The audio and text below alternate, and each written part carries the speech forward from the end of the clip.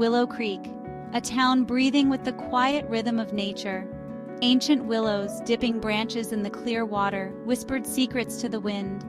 Sunlight filtering through leaves painted dappled patterns on the cobblestone streets. Air, sweet with honeysuckle and freshly baked bread, beckoned visitors and residents alike.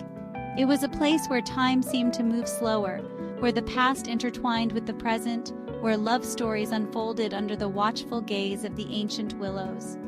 Life in Willow Creek was simple, a tapestry woven from everyday moments.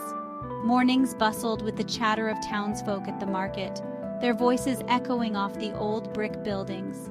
Afternoons were languid, the air thick with the scent of freshly cut grass and children's laughter echoing from the park. As dusk settled, fireflies ignited the twilight, their tiny lights mirroring the stars emerging in the vast expanse above.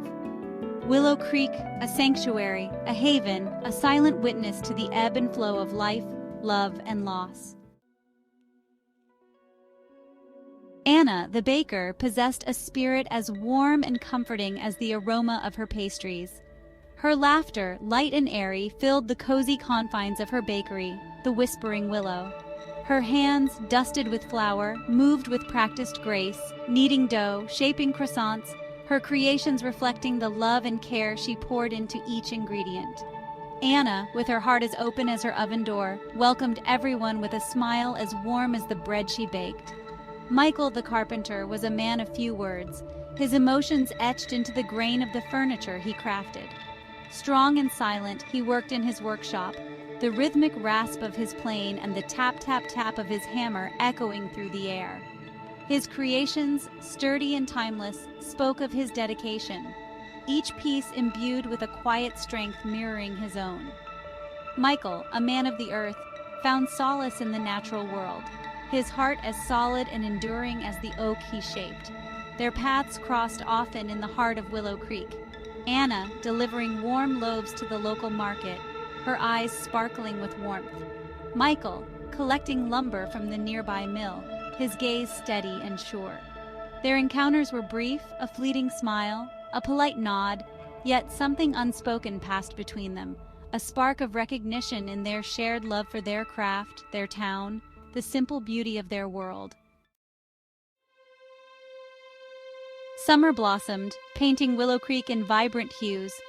Anna and Michael's paths intertwined more frequently, their initial shyness giving way to easy conversation. He'd linger at her bakery, the scent of cinnamon and yeast a heady perfume, their laughter mingling with the clinking of teacups. She'd visit his workshop, mesmerized by the dance of his hands, as he transformed wood into art, the scent of sawdust strangely comforting. They shared picnics by the creek, the whisper of the willows a soothing melody.